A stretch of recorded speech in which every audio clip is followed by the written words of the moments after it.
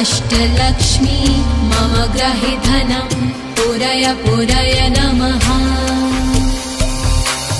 ॐ ह्रीं श्रीं क्लीं श्रीं कुबेराय अष्टलक्ष्मी मम ग्रहे धनं पुरय पुरय नमः।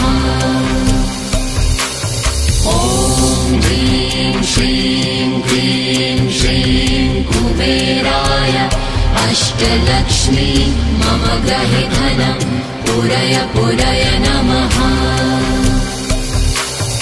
ॐ ह्रीं श्रीं क्लीं श्रीं कुबेराय अष्टलक्ष्मी मम ग्रहे धनं पुरय पुरय नमः।